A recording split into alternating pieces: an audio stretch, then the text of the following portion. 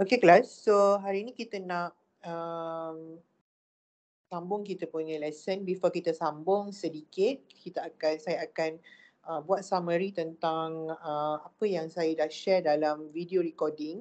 Okay, so based on undian yang saya suruh semua belajar undi minggu lepas, most of students pilih untuk ada satu kelas video recording dan satu kelas online. Jadi kita follow, semoga dia memudahkanlah urusan awak dan juga memudahkan urusan saya. Kita tengok pada kesesuaian. Okay, so for now kita akan stick dengan one class video recording iaitu pada kelas hari Isnin.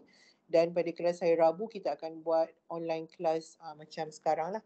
Okay, so tengok pada keadaan. Kalau katakan minggu tu saya nak bagi dua-dua pun video recorded, saya akan maklumkan lah. Dan video ni semua update dalam Google Classroom macam yang sebelum ni, so it's easy for you untuk buat reference. Okay, so hari ni kita nak tengok balik apa yang saya dah discuss dalam video. Saya nak share screen. So boleh tak nampak saya punya screen sekarang? Nampak tak? Nampak. Okay, terima kasih. Alright class, so dalam video yang saya kongsi dengan awak minggu lepas, saya fokus kepada analyze data dan kita pilih satu cabang statistik iaitu descriptive statistik, because descriptive statistik ni dia akan melibatkan proses of kita collect data and then kita akan susun, organize dan kita akan measure, kita akan analyze data kita. Dia lain daripada inferential statistik. Kalau inferential statistik dia tidak melibatkan proses kita summarize data, kita analyze the data, because when we observe, kita observe data and we come up with the inferential ataupun conclusion. Kita come up with the decision, itu inferential statistik. Tapi bila dia melibatkan descriptive statistik, dia ada proses-proses yang kita kena buat. Yang pertama, kita dapatkan data, kita collect data, dah collect data, kita kena susun, kita kena present kita punya data untuk dianalisakan. Selepas present nanti kita akan belajar macam mana kita nak buat beberapa measurement. Dia ada measures of central tendency, dia ada measures of location, kita ada measures of dispersion, kita ada measures of skewness. 4 benda yang kita akan belajar selepas ini. Tapi dalam video yang saya kongsikan dengan awak pada minggu ketiga dan minggu lepas, minggu lepas dan minggu ni, berkenaan dengan how to present kita punya data kualitatif dan juga kuantitatif. So saya harap semua dah tengok video. Please make sure awak tengok video, ikut kepada kita punya jadual kelas supaya nanti taklah awak banyak sangat video nak kena tonton dalam satu masa. Bila dekat test baru nak tengok semua, so nanti akan menyebabkan awak stres lah. So pastikan awak follow kita punya jadual kelas.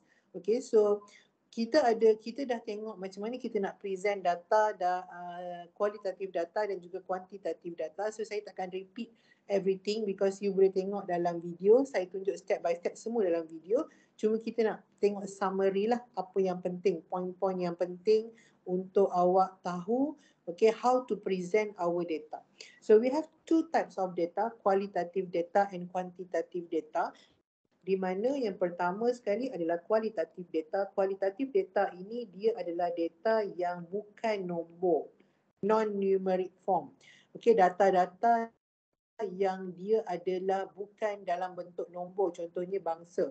Kalau kita nak tengok purata dekat UiTM, katakanlah dekat UiTM ni ada berbilang bangsa pelajarnya, kita nak tengok berapa banyak pelajar Melayu, berapa banyak pelajar India, berapa banyak pelajar Cina, kita akan buat survey. And then kita akan tanya awak punya race, bangsa awak. So dia akan jawab lah Melayu, Cina, India. So ada yang jawab Melayu, ada yang jawab Cina, ada yang jawab India. So itu adalah contoh kualitatif data. Data yang bukan berbentuk nombor. So untuk kualitatif data ada beberapa cara macam mana kita nak present kita punya data. Yang pertama adalah contingency table. Contingency table ni dia akan melibatkan maklumat-maklumat penting yang kita nak tahulah. Okey, contohnya kalau macam pelajar UiTM jengka, ada berapa lelaki, ada berapa perempuan. Daripada lelaki tu ada berapa India, ada berapa Melayu, ada berapa Cina contohnya. Okey, so kita boleh letak di dalam satu table. Okey, di mana table ni ada maklumat yang kita nak lah. Okey, maklumat yang kita dapatkan, data kita. Okey, katakanlah data kita adalah gender, jantina. Okey, kemudian kita tengok race, bangsa. Okey, so kita ada Melayu, kita ada Cina, kita ada India, gender kita ada lelaki, perempuan. Okay, katakanlah kita kaji pelajar UiTM jengka. Pelajar UiTM jengka katakanlah ada 1,000 orang pelajar. Contoh. Okey, daripada 1,000 orang pelajar ini, pelajar lelaki adalah 300 orang dan selebihnya 700 lagi perempuan. Okey, so kalau dekat hujung ni, okey, dekat hujung awak punya contingency table ni awak akan ada total. Okey, so untuk pelajar lelaki totalnya mestilah 300, pelajar perempuan mestilah 700 dan total pelajar UiTM adalah 1,000 orang. Kemudian daripada 300 lelaki ni, katakanlah Melayu ada 200, Cina ada 50, India ada 50. Contoh, daripada 700 perempuan ni, katakanlah 500 adalah Melayu, okey, Cina ada 50 dan selebihnya 150 lagi adalah India. Okey, so ini adalah cara macam mana kita letakkan kita punya maklumat data kita dalam contingency table. Data yang awak dapat bila awak buat survey adalah bentuk dia macam ni. Cina, India, Melayu. Kalau awak dapat awak punya questionnaire kan, awak akan dapat macam ni. Cina, India, Melayu sampailah 1,000. So macam mana kita nak masukkan dia, kita nak bagi dia mudah untuk kita baca, mudah untuk kita analyse, kita kira berapa orang Melayu. Daripada Melayu ni berapa orang lelaki, berapa orang perempuan. And then kita letak di dalam contingency table. Okay. So kalau awak tengok dekat sini, awak akan dapat Melayu totalnya 700, Cina totalnya 100, 200 lagi adalah India. So kalau awak kira 700 campur 100, 800 campur 200, 1,000. Okay, so instead of kita ada kualitatif data yang bentuknya macam ni, Cina, India, Melayu sampai 1,000, kita pun susah nak baca. Kita transform dia menjadi contingency table. So bila ada contingency table ni, dia lebih mudah. Kalau kita tanya, okay, pelajar UiTM jengka ada berapa? 1,000. 1,000 ni berapa lelaki, berapa perempuan? Terus tampak 300 lelaki, 700 perempuan. Cina berapa Cina perempuan 50. Terus kita boleh baca. Terus kita tahu maklumat dia. So contingency table ni memudahkan untuk kita baca kita punya kualitatif data. So ini adalah salah satu cara macam mana kita nak transform data kita, kualitatif data kepada contingency table. Itu yang pertama. Yang kedua, kita ada frequency distribution table. Okay, so frequency distribution table ni dia lebih kepada frekuensi sahajalah. Dia ada kategori dan frekuensi. Contohnya katakanlah kategori kita race dan frekuensi kita adalah bilangan lah. Okay, frekuensi pelajar adalah bilangan lah. Frekuensi adalah bilangan pelajar lah. So katakanlah race Melayu, so frekuensi 700. Race dia India, frekuensi 200. Race dia Cina, frekuensi 100. Okay, so ini adalah frekuensi distribution table, dia lebih mudah. Okay, di mana dalam frekuensi distribution table untuk kualitatif data, yang pertama kita ada kategori. Kategori ni data dia lah. Okay, dan yang kedua kita ada frekuensi. Kalau awak kaji tentang berapa banyak jantina lelaki perempuan, so dekat kategori ni adalah gender lah, lelaki perempuan. Ataupun mungkin awak kaji asal usul. So dekat kategori ni dia jadi state lah, negeri. Pahang, Terengganu, Kelantan. Okay, dan frekuensi ni adalah jumlah pelajar datang daripada Pahang berapa, jumlah pelajar datang daripada Kelantan berapa. Okay, kita nampak macam nombor yang ini, tapi yang ini bukan datanya, yang ini bilangan data. Datanya adalah this one. Okay, kalau kita kaji tentang bangsa. Kita dapat data kita bila kita buat questionnaire, kita akan dapat dalam paper kita tu Melayu, Cina, India, kualitatif. Kemudian kita kira berapa banyak Melayu, dapatlah kita punya frekuensi. So dalam frekuensi distribution table untuk kualitatif data, dia lebih simple, dia ada kategori dan juga frekuensi. Itu yang kedua. Okay, and then yang ketiga, kualitatif data boleh juga kita bentuk ataupun kita present dalam bentuk bar chart. Bar chart, bar ini adalah bar lah, macam ni bentuk dia. Okay, dan chart itu adalah berbentuk graf, bermakna kita grafkan kita punya data. Okay, sebabnya bila kita grafkan kita punya data, kalau kita letak dekat dalam table macam ni, mungkin kita tak nampak yang mana yang lagi banyak berdasarkan pengetahuan. Sorry saya ni kalau berangin sikit badan, okay? Bukannya sendawa sebab kenyang. Okay, kalau kita present kita punya data dalam bentuk table, kalau kita nak tanya, okay, antara Melayu, Cina dan India, yang mana yang lagi banyak, kita kena berdasarkan kita punya knowledge. Okay, kita tahu 700 ni lagi besar daripada 100 dan 200. So maksudnya Melayu lah yang paling banyak sebab nilainya adalah 700. Itu table. Kita kena berdasarkan kepada knowledge lah maksudnya kan, walaupun kita tahu directly nampak 700 paling besar. Tapi untuk lebih mudah, kita boleh present data kita dalam bentuk bar chart di mana directly bila awak pandang je bar chart tu, awak nampak yang mana yang paling tinggi. Yang paling tinggi tu maksudnya frekuensi dia yang paling tinggi, yang paling banyak. So it's easier for us untuk kita analyze. So bar chart ni sifat dia adalah dia mempunyai dua axis. Okay, axis adalah axis X, okay, X axis dan Y axis. Okay, selalunya bila kita buat bar chart, X axis akan mewakili kategori. Contohnya kalau kita kaji tentang lelaki perempuan, so X axis ni dia akan mewakili kategori lah lelaki ataupun perempuan. Dan Y axis pula biasanya dia akan mewakili frekuensi. Okay, dia akan mewakili frekuensi. So frekuensi maksudnya berapa bilangan dia. Contoh, katakanlah kita nak kaji tentang jumlah pelajar di setiap kampus UiTM. Okay, so bar chart kita akan ada, okay, katakanlah kita buat frequency distribution table dulu. Frequency distribution table. Okay, so frequency distribution table ada dua. Okay, UiTM punya campus dan frekuensi. So UiTM campus Jengka 1,000 pelajar. UiTM campus Negeri Sembilan 5,000 pelajar. UiTM campus Terengganu 2,500. UiTM campus Pasir Gudang ada 1,150 contoh. Okay, so bila kita nak present dia dalam bentuk bar chart, kategori tu biasanya duduk dekat x-axis. So satu bar akan mewakili satu kategori. So kategori yang pertama adalah kampus Jengka. Berapa student? 1,000. So katakanlah kat sini 1,000. Sini 1,000. So bar dia dekat sinilah 1,000. Okay. Tinggi bar ini mewakili frekuensi untuk setiap kategori. Dan frekuensi tu kebiasaannya dia duduk dekat y-axis. Tapi kejap lagi kita tengok dia boleh juga duduk dekat x-axis terbalik. Okay. So, kategori yang kedua, kampus Negeri Sembilan. Dan bar chart, syarat dia mesti ada gap di antara bar. Dan gap tu kena sama, uniform semua sekali.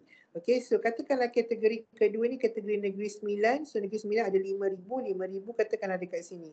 2,000, 3,000, 4,000, 5,000. So ni 5,000.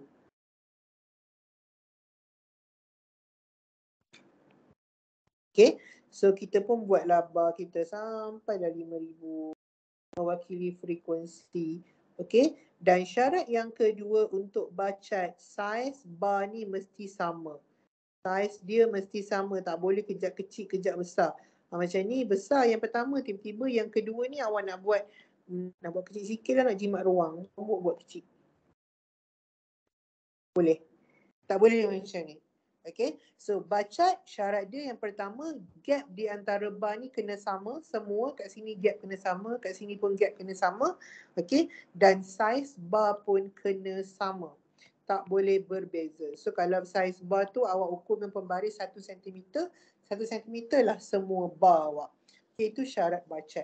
So Negeri Sembilan 5,000. Kita pun lukislah Negeri Sembilan 5,000. Okay, kemudian kategori yang ketiga, kampus Terengganu ada 2,500. So 2,500 dekat sini.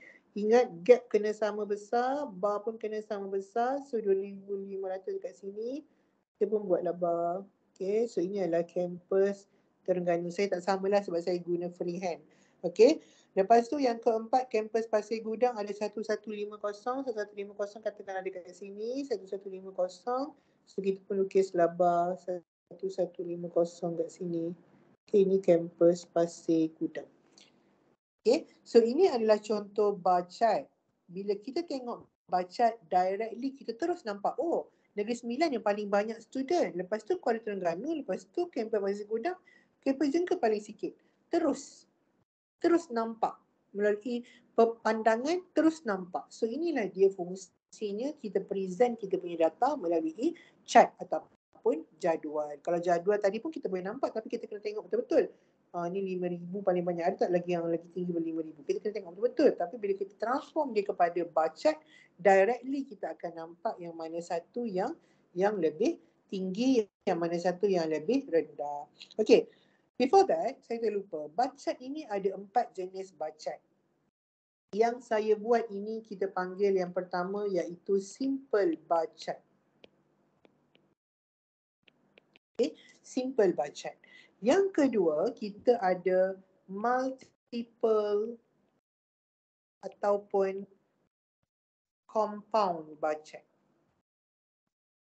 Okay, jenis bar chart ada 4. Yang pertama simple bar chart. Yang kedua multiple ataupun compound bar chart.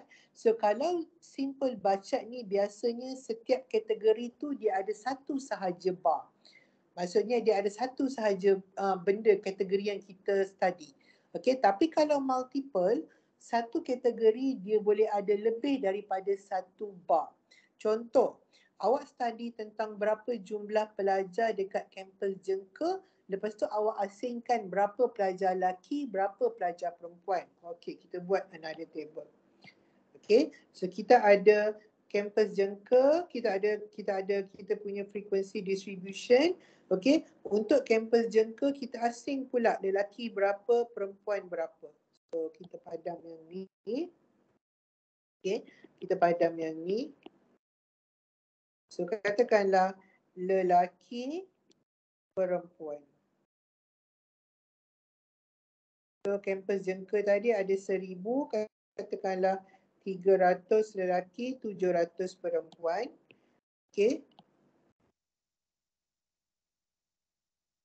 Negeri Sembilan ada 5,000, katakanlah lelaki ada 3,000, perempuan ada 2,000.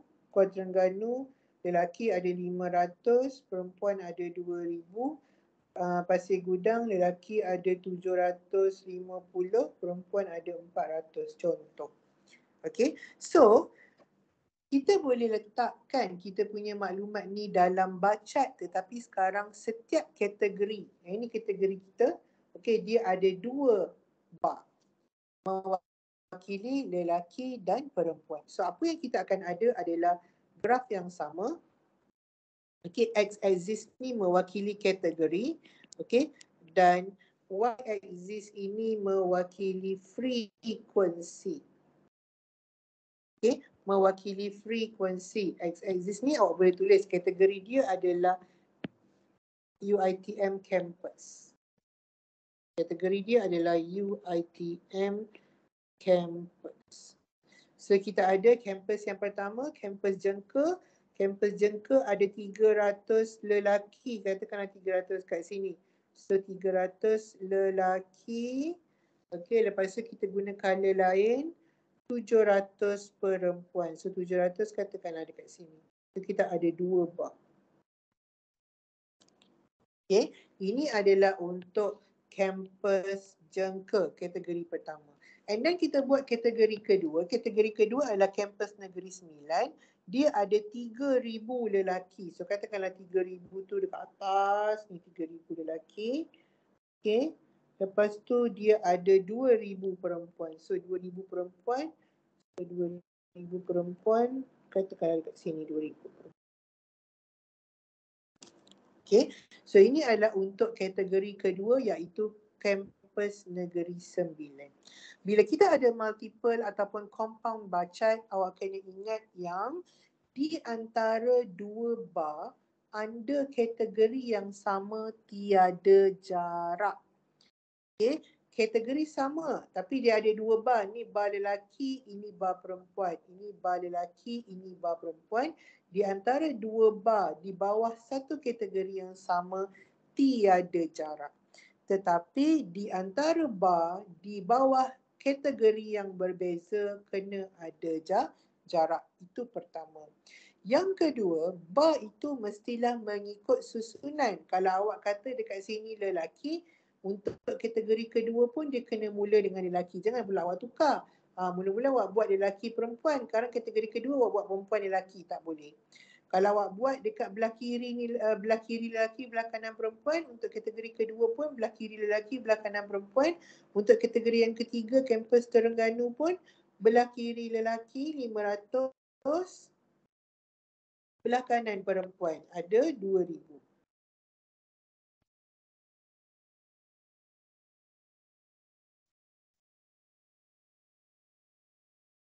Okay.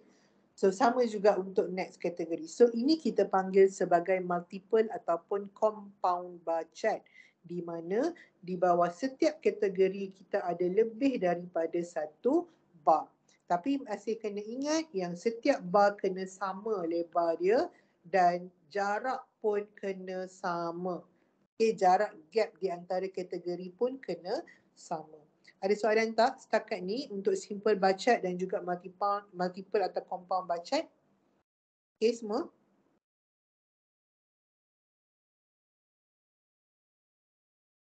Okay, madam. Alright.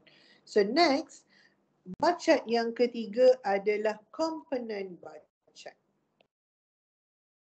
Okay. So apa beza komponen bacat dengan multiple bacat? Dia lebih kurang. Cumanya kalau multiple bacat ni dia asingkan dia punya bar. Okey, lelaki dia punya bar, ada bar dia, perempuan dia ada bar dia.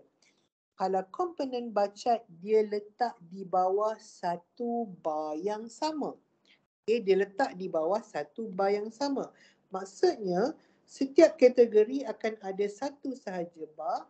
Okey, kampus Jengka, kampus Negeri Sembilan, kampus Pasir Gudang, kampus Terengganu. Kampus Terengganu, kampus Pasir Gudang. Macam mana dia nak buat? Kalau dia ada maklumat macam ni, dia buat satu-satu. Mula-mula dia buat dulu lelaki. Okay, so lelaki 300. Di atas lelaki, dia terus sambung perempuan. Perempuan ada 700. So 300 tambah dengan 700, total 1,000. So, ini kena 1,000. Daripada sini sampai sini adalah perempuan. Okay, kita buat guna color yang berbeza lah. Untuk tunjukkan yang dia merupakan komponen yang berbeza. Okay, kita colorkan berbeza. So kalau awak tengok, bilangan lelaki ni 300, bilangan perempuan ini adalah 700. Daripada 300 ke 1,000 adalah 700. Dan tinggi bacat menunjukkan the total frekuensi yang ada di kampus Jengka. Maksudnya dia gabungkan dalam satu bar yang sama. Kalau tadi multiple dia letak sebelah-sebelah. Tapi kalau komponen dia letak atas bawah. Ni lelaki, ini perempuan. So samalah juga dengan Negeri Sembilan. Negeri Sembilan ni ada 3,000 dengan 2,000. 3,000 lelaki. Katakanlah 3,000 lelaki tu tinggilah kan. Yang ni pun dah 1,000. So tinggilah 3,000 lelaki. Contohlah ni Lepas tu nanti awak sambung dengan perempuan pula. Okay, so awak akan dapat satu bacat yang tinggi. Ingat, kalau bawah ni lelaki, sini pun kena lelaki, sini kena perempuan, kena ikut. Okay, jadinya bila kita buat komponen bacat ni, apa kelebihan dia? Kalau kita buat multiple bacat, kita tak boleh tahu mana kampus yang paling ramai pelajar unless kita kira lah lelaki campur dengan perempuan berapa. Sebab kita tak nampak directly because yang ini dah diasingkan lelaki dan perempuan untuk multiple. Tapi kalau komponen bacat kita boleh terus nampak. Oh, Negeri Sembilan punya pelajar paling ramai. Kalau awak plot dia punya lelaki perempuan, awak boleh nampak, oh, Kuala Terengganu punya lelaki paling sikit. Kita nampak berdasarkan ketinggian. Okay, so ini adalah komponen bacat di mana berbeza-beza komponen dalam satu bar yang sama, tetapi dia mestilah di bawah kategori yang sama. Janganlah pula awak pergi ambil lelaki jengka campur dengan perempuan Negeri Sembilan, tak boleh lah. Okay, semestilah lelaki dan perempuan ini berada di bawah kategori yang sama, barulah kita boleh buat komponen bacat. Alright, dan yang keempat adalah percentage component bacat. When we are talking about percentage, maksudnya the total percent will be 100%. The total percent will be 100%. Therefore, untuk semua kategori, bar awak akan mempunyai tinggi yang sama kerana kita bercakap tentang percentage. Okay, percentage. Bila kita bercakap tentang percentage, maksudnya the total percent mestilah 100. So, semua kategori akan ada ketinggian 100. Semua sama, 100.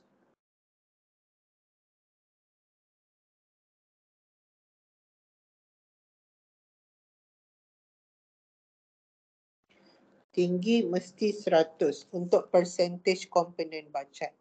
Yang membezakan adalah ketinggian persen lelaki dan perempuan.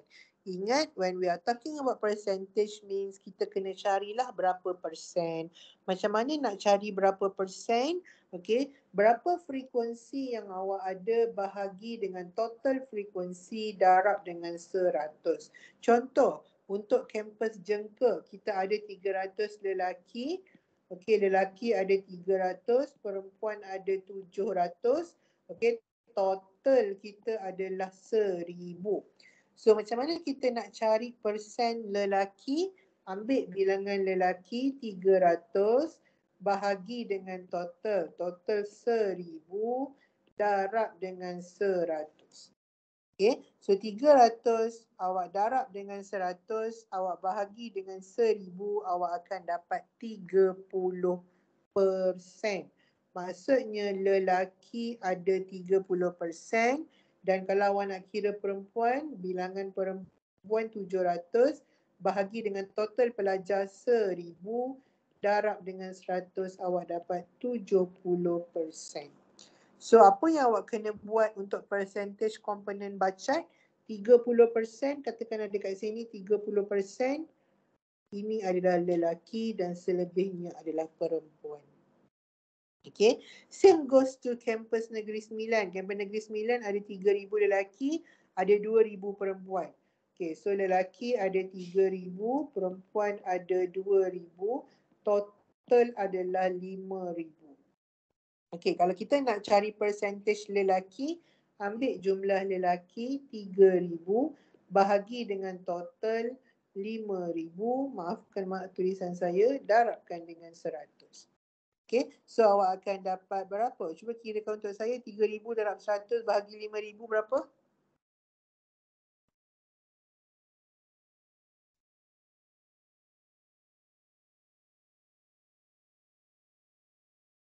Berapa kelas? 3,000 darab 100 bahagi 5,000.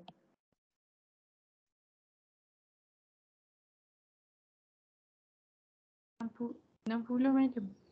60. Okey, 60%. Maksudnya lelaki ada 60%, katakan 60% dekat sini. So ini lelaki dan selebihnya adalah perempuan. Total adalah tetap 100%. Okey, so dekat sini awak tak boleh tahu dia punya frekuensi sebab kita letak dalam bentuk persen. Cuma awak boleh tahu dekat kampus mana lelaki lagi banyak daripada perempuan. Bolehlah tahu, boleh nampak. Kampus mana ada banyak pelajar lelaki compared to perempuan. Okay, so kita tak tahu frekuensi because semua nilai ini dibentuk ataupun ditulis dalam bentuk persen. Cumanya untuk percentage komponen bacat, you need to remember that every kategori mempunyai tinggi yang sama kerana semua pun akan dapat 100% even though frekuensi di setiap kampus atau frekuensi setiap kategori itu berbeza. Kerana when we are talking about percentage means the maximum percent will be 100 untuk menggambarkan keseluruhan population. Okay, so itu adalah 4 jenis bacat, simple bacat, multiple bacat, komponen bacat dan percentage komponen bacat. And one more cara macam mana awak boleh present your qualitative data adalah dengan menggunakan yang keempat, pie chart. So pie chart dengan bacat ni benda yang sama sebenarnya, cuma pie chart ini dia berbentuk bulat macam pizza. Berpuasa ni, kita sebut pizza ni telio lah. Okay, sebab masing-masing pun berpuasa. So, when we are talking about circle, okay, we need to remember that one whole circle is equal to 360 degree.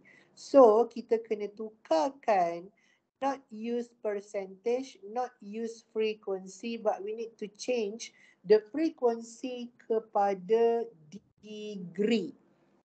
Untuk kita buat pie chart, kita kena tukar frekuensi kita dalam bentuk degree, di mana keseluruhan degree bulatan ini adalah 360 darjah. So macam mana kita nak buat? Okay, so katakanlah tadi kita ada pelajar kampus Jengke 1,000. Pelajar kampus Negeri Sembilan 5,000. Pelajar kampus Terengganu 2,500. Pelajar kampus Pasir Gudang ada 1,150.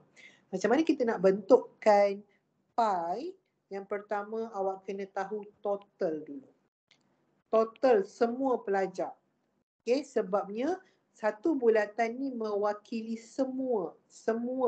Okay, so total ni awak kena tambahlah 1,000 campur 5,000, 6,000. 6,000 campur 2,500, 8,500, 8,500 campur 1,150 adalah 9,650. So ni total. Okay, total adalah 9,650. So macam mana kita nak bentukkan menjadi degree? Okay, ambil jumlah pelajar 1,000 bahagi dengan total pelajar 9,650 darab dengan 360 degree. Awak akan dapat untuk kampus Jengke berapa degree dia. Okay, so 1,000 bahagi dengan 9,650 darab dengan 360. So awak dapatlah dia punya degree adalah 37.3 degree. Okay. Lepas tu kita kira pula untuk Negeri Sembilan, 5,000 bahagi dengan 9,650 darab dengan 360 degree.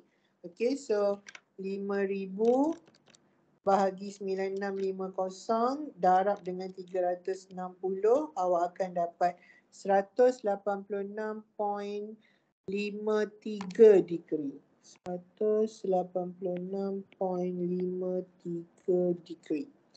Okey, untuk Kuala Terengganu pula 2,500 bahagi dengan 9,650 darab dengan 360 degree, awak akan dapat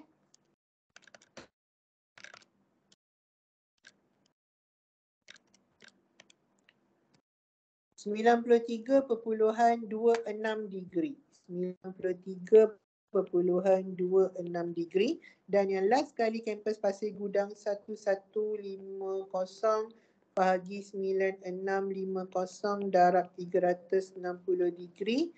Okey, awak akan dapat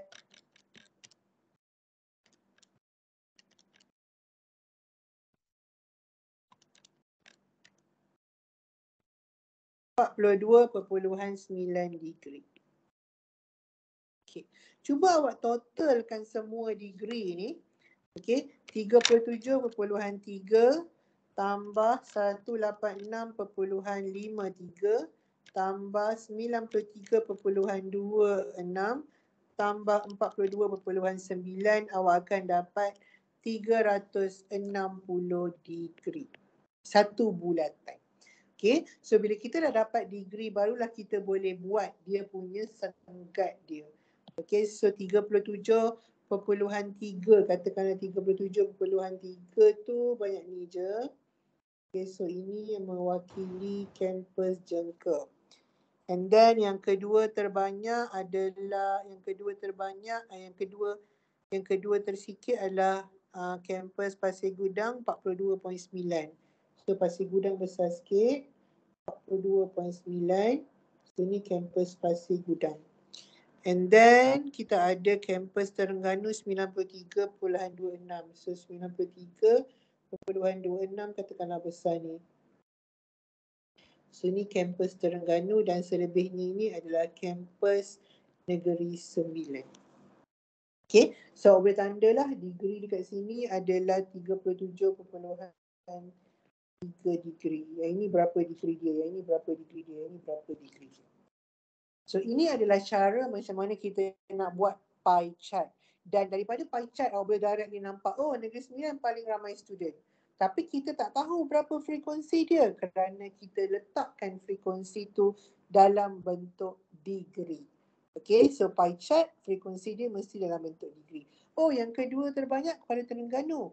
Tapi tetap kita tak boleh tahu dia punya frekuensi. So, untuk setiap presentation ini, dia tengoklah kepada keperluan. Kalau awak just nak bagi nampak cantik, mungkin awak boleh buat pie chart. Tapi kalau awak nak analisa yang detail, nak tahu amount, mungkin tak sesuai pie chart kerana kita tak boleh directly tahu the frekuensi. Okay, mungkin kita boleh buat multiple ataupun compound bar chart. Ikutlah pada kesesuaian. Tapi ini adalah 4 cara macam mana kita nak present kita punya kualitatif data. Jelas ke kelas? Jelas, Doktor. Doktor, Ya? pie chart tu kena guna protector ke? Tak payah pun, tak apa, agak-agak je. Kalau nak guna protector, kalau awak ada yang apa yang dipanggil apa tu yang pembaris yang macam ni tu. Protector tu apa nama dia? Saya tak ingat dah. Yang pembaris yang bentuk separa bulat ni pun boleh juga guna. Ataupun kalau tak ada, agak-agak je lah. Tapi kenalah ikut. Kalau macam contohnya macam ni kan, jelas-jelas lah yang ini yang paling banyak. Jangan pula awak pergi buat sektor dia tu, dia punya yang ni kecil. Kena ikut lah. Yang mana yang paling kecil, yang mana yang lebih besar. Supaya kita boleh present kita punya data. Okay? Tapi kalau awak nak buat analisa yang sebetul-betulnya, kenalah guna dia punya measurement. Ataupun sekarang ni kita boleh guna Excel sahaja. Okay, tekan dekat Excel, masukkan data, dah terus boleh keluarkan pie chart. Dia yang kirakan untuk awak. Tak ada masalah dah. Alright, so itu adalah untuk qualitative data. Now we want to move to how to present our quantitative data. So bila quantitative data, when we are talking about quantitative data, data yang kita terima ini dalam bentuk nombor, numerik. Contohnya awak kaji tentang berat badan pelajar UiTM Jengker. Bila awak hantar questionnaire kepada pelajar, awak akan terima balik questionnaire itu, yang tertulis dekat questionnaire itu adalah data dalam bentuk nombor. Contoh, 30.3 kilo. Lepas tu pelajar yang kedua 43.1 kilo. Pelajar yang ketiga 70 kilo. Pelajar yang keempat 85 kilo. Pelajar yang kelima 92 kilo. Pelajar yang keenam 22 kilo. Tulang je. Pelajar yang ketujuh 48 kilo. Darjah yang ke-8, 50 kilo. Darjah yang ke-9, 93 kilo. Contoh. Okay, so kita ada banyak data dalam bentuk nombor. So macam mana kita nak present kita punya data bila dia adalah kuantitatif data? Ada beberapa cara. Yang pertama adalah frequency distribution. Tapi kalau tadi frequency distribution untuk kualitatif data mudah kerana dia hanya ada kategori dan juga frekuensi. But now when we are working with the quantitative data, dia punya frequency distribution dia lebih kompleks. Okay, kerana apa? Kerana data kita dalam bentuk nombor. Bila data kita dalam bentuk nombor, kalau awak nak tulis satu-satu berat ni, jenuh. Contohnya kan, ni frequency distribution table awak. Frequency distribution table. Awak nak tulis satu-satu. Okay, berat yang pertama adalah, okay, ni weight berat. Ini adalah frequency. Okay. Okay. Weight berat. Kalau awak nak tulis satu-satu, contohnya berat yang pertama 30.3.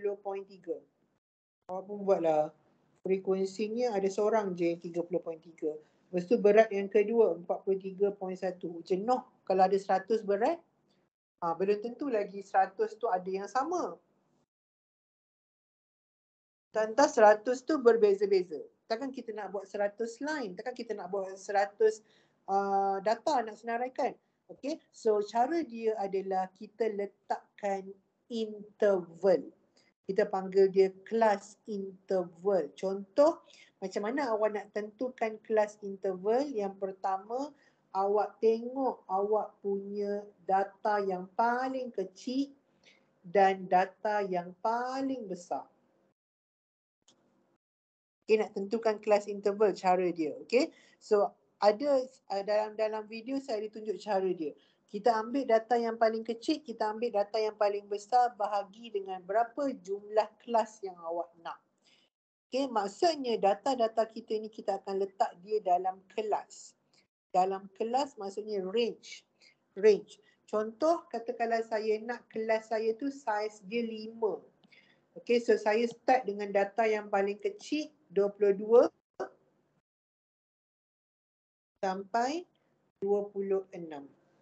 Maksudnya, dekat kelas yang pertama ni adalah orang yang beratnya daripada 22 sampai 26. Kemudian 27 sampai 31. Contoh.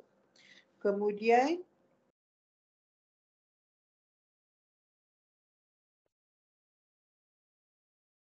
kemudian 32 sampai 36.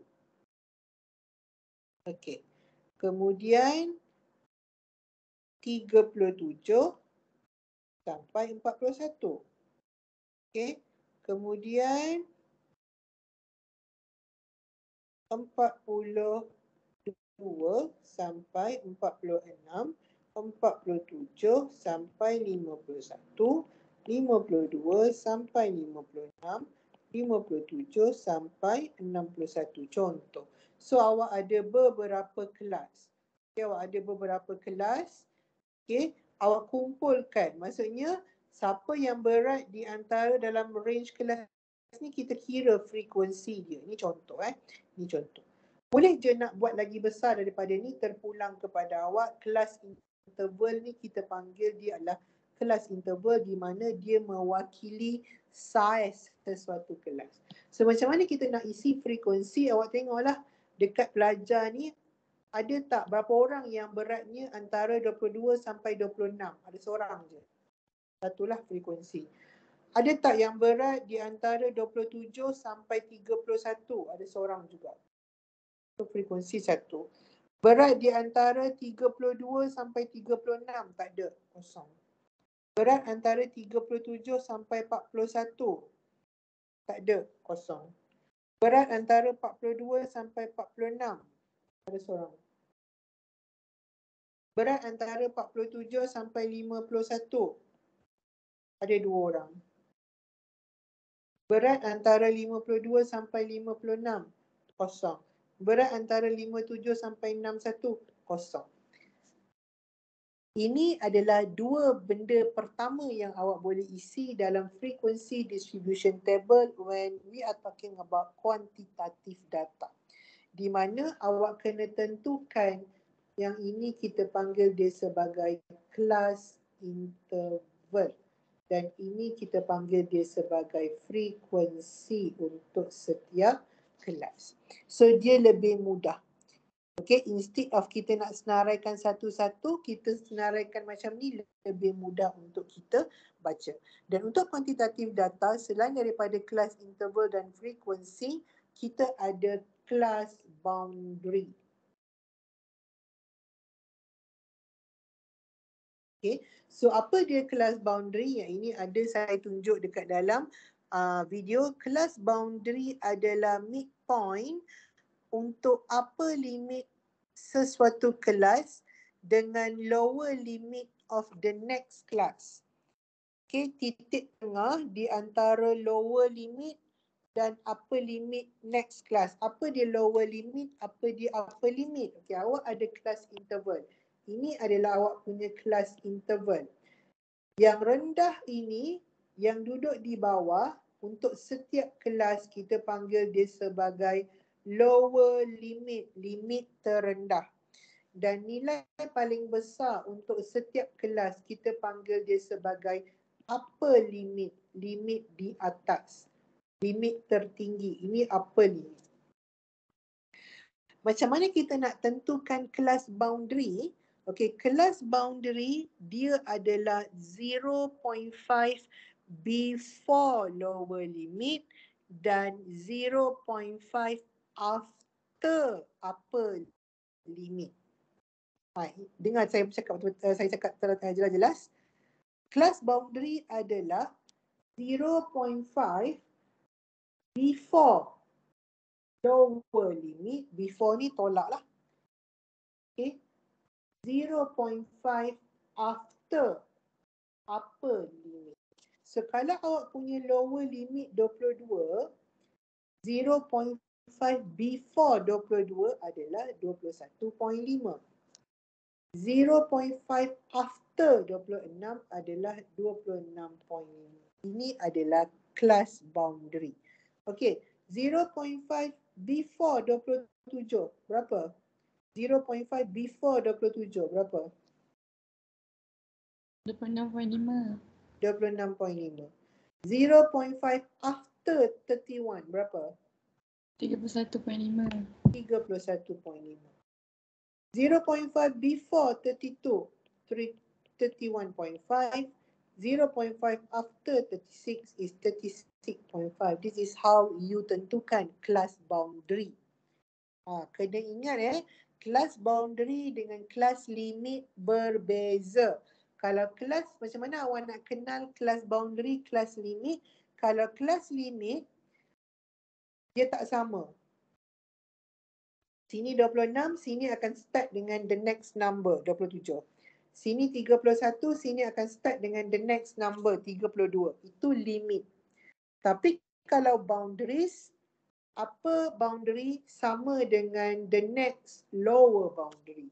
Upper boundary sama dengan the next lower boundary. Okay, upper boundary untuk kelas ini, lower boundary dia adalah 36.5 sampai 41.5. 41.5 sampai 46.5. 46.5 sampai 51.5. So kalau you tengok, upper boundary sama dengan the next lower boundary. Upper boundary sama dengan the next lower boundary. So bila awak ada value yang macam ni sama, ini adalah class boundaries. So itu adalah cara macam mana nak tentukan itu adalah class boundary ke class limit. Sangat penting. Sangat penting untuk awak kenal. Kadang-kadang soalan dia nak trick, dia tak bagi kelas limit, dia bagi kelas boundary. Kalau awak tak tengok betul-betul, awak pergi tolak lagi 0.5, pergi tambah lagi 0.5. Salah lah. Okay, salah lah jadinya. So kena tengok betul-betul, kena kenal pasti apa dia kelas limit, apa dia kelas boundary. And next, Selain daripada class boundary, kita akan ada class width. Class width ini adalah lebar ataupun size class.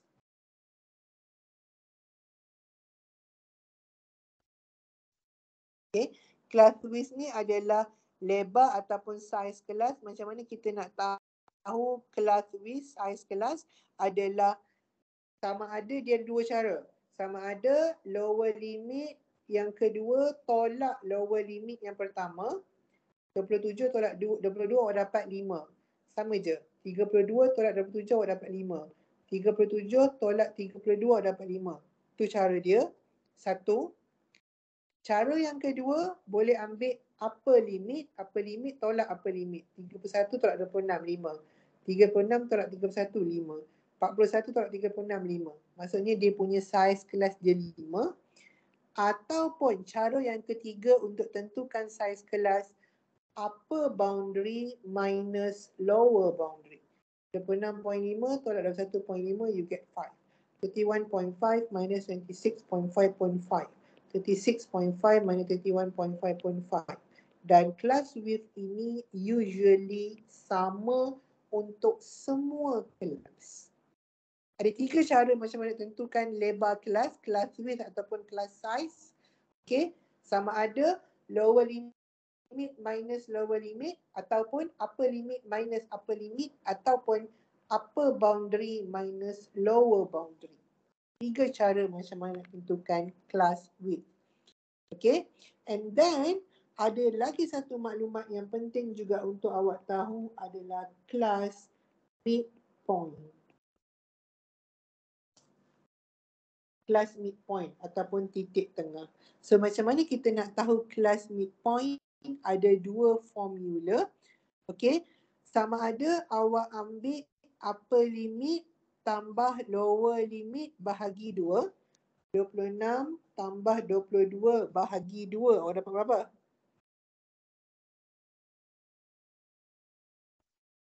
24. 24. 31 tambah 27 bahagi 2 dapat berapa? 29. 29. Okey, 36 campur 32 bahagi 2 awak akan dapat 34. 34. Okey, itu cara yang pertama. Ataupun cara yang kedua, upper boundary tambah lower boundary bahagi 2 pun boleh. 26.5 tambah 21.5 bahagi 2 awak akan dapat 24. 31.5 tambah 26.5 bahagi 2 awak akan dapat 29. Okay, so ini adalah class midpoint. Nanti bila kita masuk belajar tentang nak cari mean, mode dan median, awak akan tahu kenapa benda-benda ni semua penting. Okay, so ini adalah maklumat-maklumat yang perlu ada di dalam frequency distribution table. 5 maklumat ni yang penting. Class interval ataupun class limit, frequency, class boundary, class width dan juga class midpoint. Okay, so ini adalah frequency distribution table untuk quantitative data. And then kita ada yang kedua iaitu relative frequency distribution table. Tadi frequency distribution table, sekarang relative frequency distribution table. So bila relative frequency distribution table, awak kena ingat kalau you nak ada relative frequency distribution table, dekat table you kena ada fraction, decimal dan percentage. Okay, kita ada interval. Kita punya class interval. Okay, class interval. Sorry saya buat freehand je. Nak cepat. Kita ada frequency. Dan untuk relative frequency, mesti kena ada 3 benda. Okay, untuk relative frequency, dia punya measurement dia adalah mesti kena ada fraction, mesti kena ada decimal dan kena ada percentage. So macam mana nak dapat benda-benda ni? Okey, katakanlah kita ada kelas interval contoh saya bagi contoh 0, 10, 11, sorry bukan 0, 1, 1, 10, 11, 20, 21, 30, 31, 40, 41, 50, 51, 60. Contoh ini kelas interval.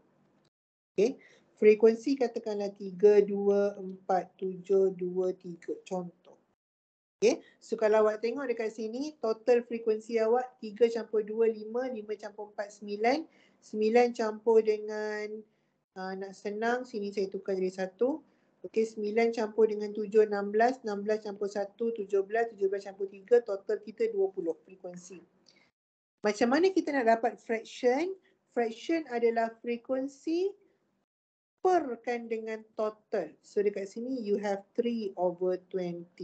Sini you have 2/20. Sini you have 4/20. Sini you have 7/20. Here you have 1/20 and here you have 3/20. Okay. Dan total fraction mestilah 1. Okay. Kalau awak tengok 3/20 tambah 2/20, you will have 5/20. Tambah 4/20, 9/20. Tambah 7/20, 16/20. Tambah 1/20, 20/20. 16, 17/20. Campur 3/20 adalah 20/20. So 20/20 is equal to 1. So total akan jadi 1. Macam mana nak dapat desimal? Tekan sahaja kalkulator 3/20 berapa? 3/20 berapa? 0.15. 2/20 0.1. 4/20 0.2. 7/20 0.35. Betul ke? 1 bahagi 20 0.05. Okay. 3 bahagi 20 adalah 0.15. Dan total dia pun mesti 1. Cuba kira 0.15 tambah 0.1 tambah 0.2 tambah 0.35 tambah 0.05 tambah 0.15 sama dengan 1. Total dia. Mesti kena 1. Okay. Macam mana nak dapat percentage? Desimal darab sahaja dengan 100. 0.15 darab 100, you will have 15. 0.1 darab 100, you will have 10. 0.2 darab 100, you will have 20. 0.35 darab 100, you will have 35. 0.05 darab 100, you will have 5. 0.15 darab 100, you will have 15%, and total percentage should be 100% over tambah.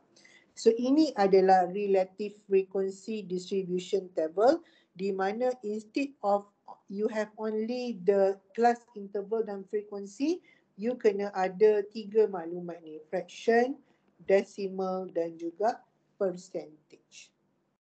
Ada soalan ke? Boleh? Tak ada betul boleh. Okay. So sekarang ni kita nak pergi ke tabel yang ketiga, di mana tabel yang ketiga ini lebih kurang dengan tabel yang kedua. Cumanya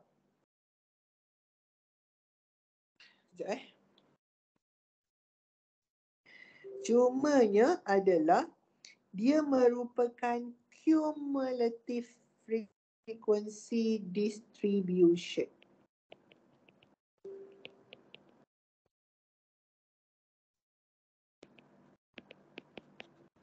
Okay, cumulative frequency distribution. So cumulative frequency distribution ini, cumulative ini maksudnya terkumpul. Maksudnya frekuensi itu adalah frekuensi terkumpul. Okay, frekuensi terkumpul. So, kalau tabel ini, katakanlah saya copy this table. Okay, kita copy this table.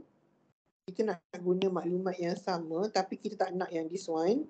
Yang this one kita padam.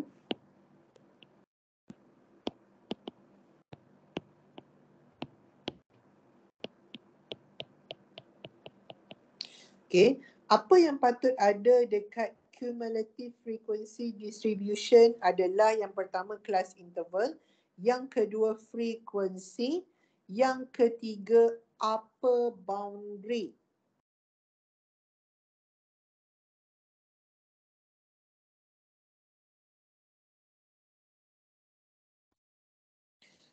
Upper boundary. Macam mana dapat upper boundary? Upper boundary adalah 0.5 selepas upper limit 10.5. 0.5 selepas 20, 20.5. This one 30.5. 40.5, 50.5, 60.5. Itu maklumat pertama yang kena ada dekat cumulative frequency distribution. Maklumat yang kedua adalah cumulative frequency.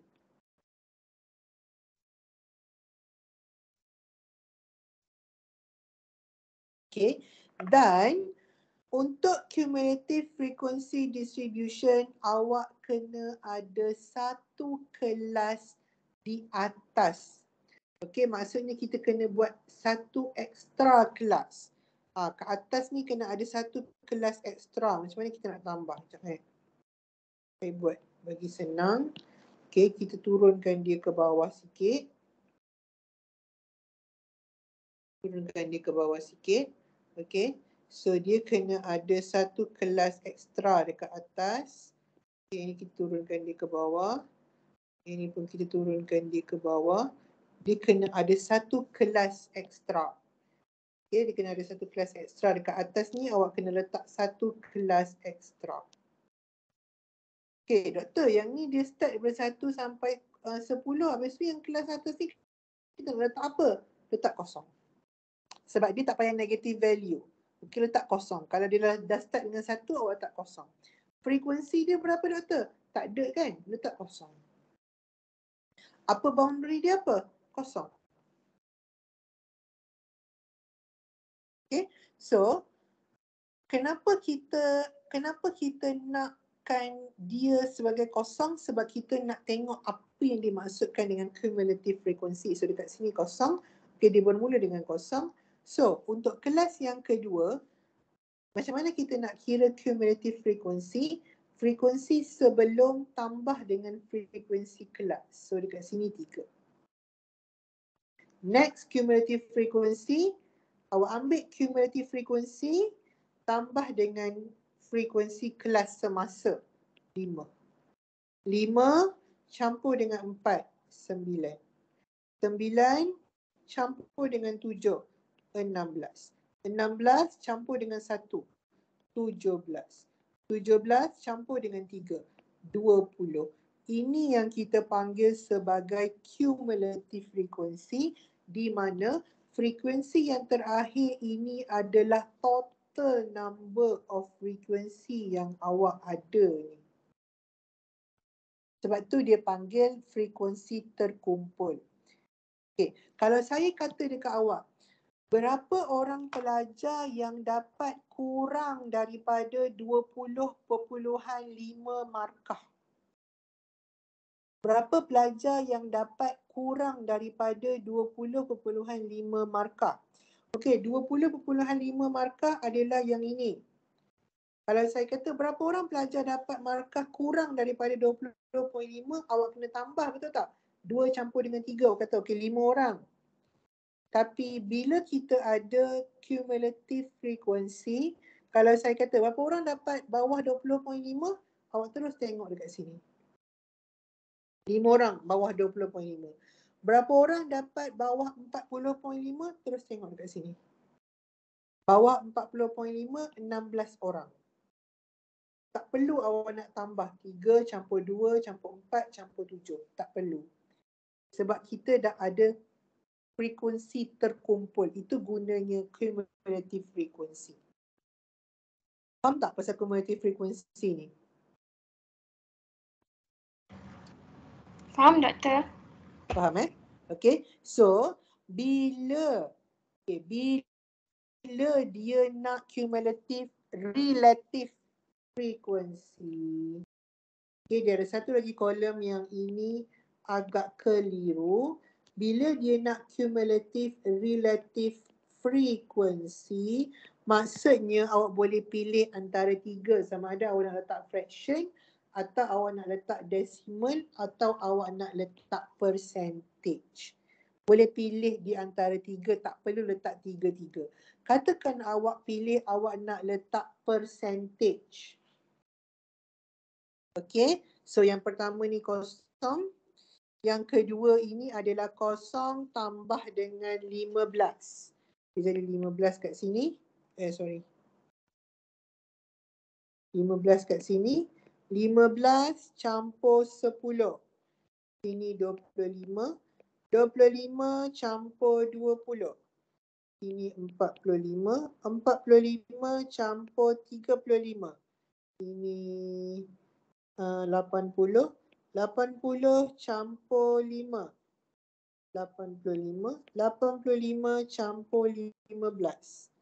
100. So awak dapatlah dia punya cumulative adalah 100%. Kerana kita pilih percentage. Awak boleh juga pilih decimal. Mana-mana pun tak apa. Sama sahaja. So itu adalah untuk cumulative relative frequency. That's why ada yang tanya kat saya, doktor, kenapa cumulative relative frequency ni tak ada kaitan pun dengan yang ini? Memang tak ada kaitan. Cumulative relative frequency ni awak pilih di antara 3 ni, awak nak letak yang mana satu. Tetapi dia mestilah yang terkumpul. Terkumpul maksudnya this one tambah this one. Dapat 25. 25 tambah dengan 20, the next one dapat 45. Dan the last one mestilah the total frequency. Kalau ni the total percentage 100. Yang ini the total frequency 20. So ini kita panggil sebagai cumulative frequency distribution. Maklumat yang kena ada dalam table. So kalau nak lebih faham boleh tengok video. Okay. So itu adalah cara ketiga macam mana kita nak present kita punya data. Alright, saya laju-laju. Okay, tak sempat nak masuk topik baru. Okay. Secara graf pula, kita boleh present kita punya kuantitatif data dengan cara yang pertama histogram. Okay, untuk lebih lanjut, boleh tengok balik video. Cuma saya nak tekankan beberapa benda penting. Histogram dia sama dengan bar chart. Beza dia, histogram tak ada gap. Okay, histogram dia tak ada gap. Dan paksik X dia ini kalau kualitatif data tadi, kalau bar chart tadi adalah kategori. Contohnya lelaki, perempuan, kampus jengka, kampus Negeri Sembilan. Tapi kalau kuantitatif data, dia punya x-axis adalah class boundaries. Bukan class limit, dia mestilah class boundaries. Okay, dia mestilah class boundaries. Dan dia punya y-axis adalah frequency. Okay, so contohnya kalau macam tadi kelas boundary kita untuk yang ini 0.5 sampai 10.5. Okay, so 0.5 start dekat sini sampai 10.5. So untuk kelas yang kedua 10.5 sampai 20.5. So 10.5 sampai 20.5. Kelas ketiga 20.5 sampai 30.5 boundary So 20.5 sampai 30.5. That's why bila kita lukis kita punya histogram, okay, dia tak ada ruang. So untuk yang pertama ni frekuensi 3. So kat sini. Untuk yang kedua frekuensi 2. So dekat sini. Untuk yang ketiga frekuensi 4 kat sini. Dan seterusnya. Okay, so itu adalah beza histogram dan juga bar chart. Bar chart dia ada gap, histogram dia tak ada gap. Ini contoh So ini histogram. Itu yang pertama. Yang kedua, awak ada frekuensi polygon. So frekuensi polygon macam mana kita nak dapat adalah kita tandakan midpoint dekat kita punya histogram. Midpoint maksudnya titik tengah. Okay, awak dah ada midpoint awak tadi. Midpoint, kita cari midpoint. So titik tengah tu awak tanda mana dia punya midpoint. Kalau macam ni, midpoint dia 1 campur dengan 10, 11 bahagi 2, 5.5. So tandalah 5.5 dekat sini. And then ini midpoint dia, ini midpoint, ini midpoint, ini midpoint. Okay, bila kita sambung midpoint, sambung semua midpoint, kena letak yang ini ke bawah kosong dan yang ini pun kena sambung ke bawah. Okay, midpoint dia. Yang merah ini kita panggil sebagai frekuensi polygon. Okay, cara kedua. Sambung midpoint dapat frekuensi polygon. Graf yang warna merah ni kita panggil sebagai frekuensi polygon. Macam mana kita dapat frekuensi polygon? Kita dapatkan daripada midpoint yang kita tanda di atas histogram. Itu adalah maklumat yang kedua. Okey, cara yang kedua. Cara yang ketiga adalah cumulative frequency polygon ataupun OGIF. OGIF ni boleh tengok dalam video. Saya rasa masa sekolah menengah dulu pun ada belajar. Okey, saya tak sempat nak cover yang OGIF. Okey, kerana saya nak tunjuk yang keempat iaitu stem and leaf display. Nombor 3 ni adalah cumulative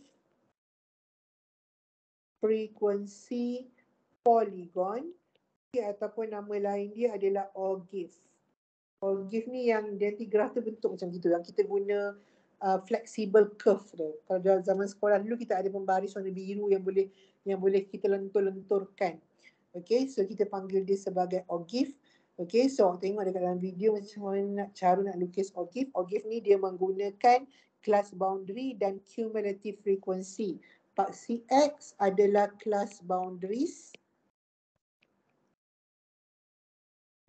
Okay, dan paksi Y adalah cumulative frequency. Okay, so ini adalah yang ketiga. Dan yang keempat adalah stem and leaf display. Ini yang saya nak tunjuk. Okay, macam mana kita nak tunjukkan data kita, kuantitatif data dalam bentuk stem and leaf display. Katakanlah data awak berkenaan dengan tinggi pelajar. So akan ada data awak ada 163, 161, 160, 158, 153, 152, 150, 151, 156, 170, 170, 170, 181, 182, 183, 185, 192, 192, 192. Contoh. Data awak ada. Okay, awak ada data, satu lagi 191 contoh. Okay, ini data yang awak ada tinggi pelajar. Ini adalah contoh kuantitatif data. Macam mana kita boleh letakkan kuantitatif data ni dalam bentuk stem and leaf display. So kalau awak tengok nama ada dua, stem, akar, leaf dia adalah daun. So kita akan pecahkan data kita akan split kita punya data kepada dua part. Part stem dan part leaf. Cara dia adalah part leaf hanyalah satu digit sahaja, start daripada digit yang paling belakang. So kita hanya akan ambil digit yang paling belakang ini untuk part leaf. Selebihnya, the rest yang dekat bahagian depan adalah stem. Okay, so macam mana awak nak buat stem and leaf display? Awak akan buat dua kotak. Kotak yang pertama adalah kotak stem dan kotak yang kedua adalah kotak leaf. Okay, so kita tahu leaf mestilah satu digit yang paling belakang. So kita dah abaikan yang leaf ni. Okay, sekarang awak tengok stem awak. 18, 19, 19, 19, 19, 17, 17, 18, 18, 18, 15, 15, 15, 15, 17, 15, 17, 16, 16. Ini akan jadi dia punya grup. Kita tengok grup yang mana yang paling kecil. Grup paling kecil 15. Lepas tu 16, lepas tu 17, lepas tu 18, lepas tu 19. Stem, nombor dekat depan. Kalau ada 3 digit, 3 lah awak kena tengok. Okay, yang ni 2 digit, 2 lah, kita susun ikut turutan.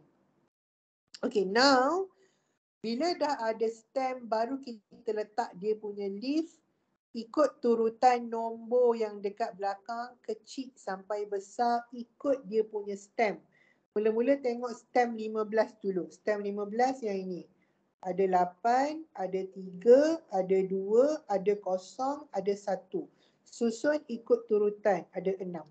So yang paling kecil 0, 1, okay, ni dah, 2, 3, 6 dan 8. Boleh faham tak?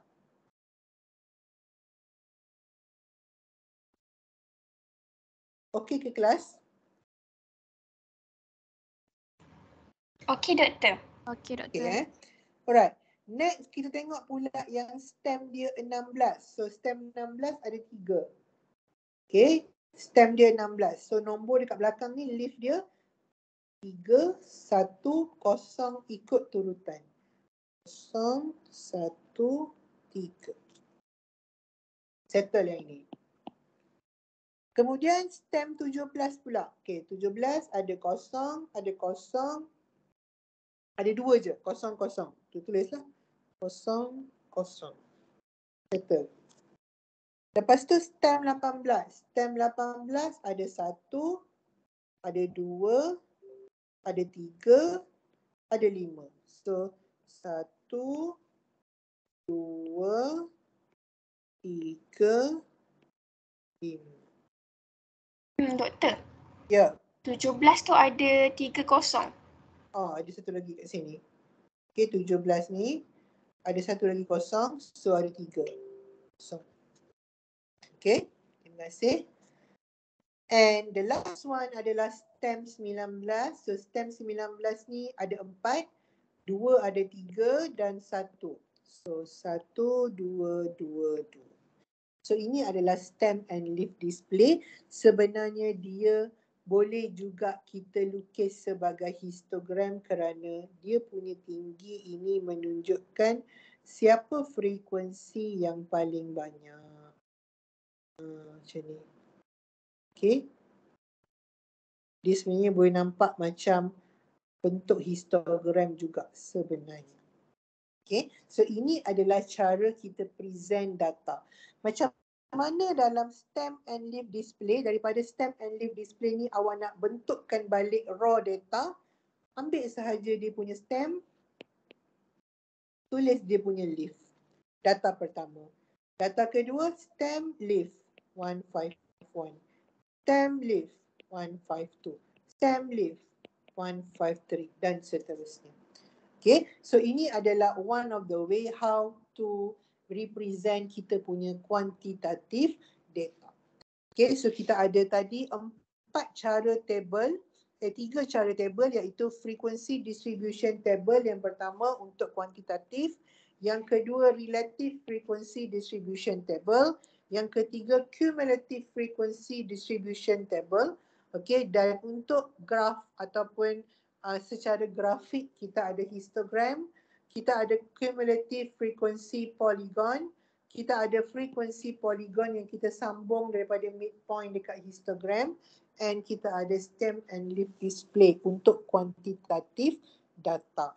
Untuk kualitatif data kita boleh present dengan menggunakan pie chart, kita boleh present dengan menggunakan 4 jenis bar chart iaitu simple bar chart, multiple ataupun compound bar chart, component bar chart dan percentage component bar chart. Okay, dan juga kita boleh present dalam bentuk frequency distribution table ataupun contingency table. So that is how kita nak present kita punya data. Daripada raw data yang banyak-banyak tu kita present dia dalam bentuk table dan juga graphical untuk memudahkan kita buat analisa. Selepas ini kita akan belajar macam mana kita nak ukur mean, mode dan median daripada table-table yang kita dah belajar ni. Okay, that's why it's important for you untuk tahu kalau untuk quantitative data apa yang perlu ada di atas frequency distribution table. Sebab nanti bila kita nak kira mean, mode dan median, kita akan guna semua nilai-nilai ini untuk bantu kita analyse kita punya data. So ini apa yang kita belajar dalam bab representative of our data, representation of our data. Before kita move kepada minggu depan insya-Allah, macam mana kita nak measure kita punya data. Okay, ada 4 jenis measurement. Measure of central tendency melibatkan mean, median dan mode. Measure of location melibatkan quartile 1, first quartile, second quartile, interquartile, quartile deviation. Okay, measure of dispersion, dia ada variance, dia ada standard deviation. Okay, dan measure of skewness. Okay, so itu kita akan tengok nanti next week. So ada apa soalan ke kelas?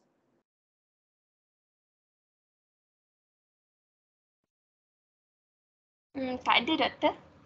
Tak ada So kalau yang mana yang blur-blur ataupun belum habis tengok video, boleh tengok video. Apa yang saya ulang hari ini adalah semua apa yang ada dalam video. Cuma saya summarikan sahaja untuk 2 kelas yang telah pun berlalu.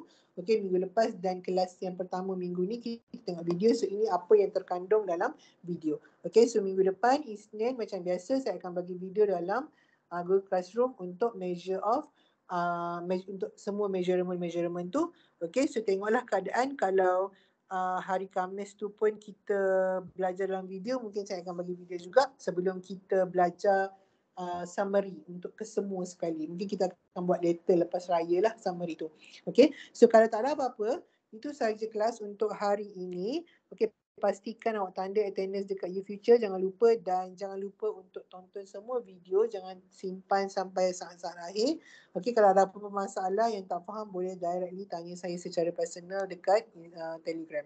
Okay, so itu sahaja untuk kelas hari ini. Terima kasih semua. Assalamualaikum. Waalaikumsalam. Thank you, Doktor. Waalaikumsalam. Thank you, Doktor. Thank you, Doktor. Thank you. Thank you, Bye. Thank you, Doktor. Right. Doktor. Thank you, Doktor. Alright. Thank you.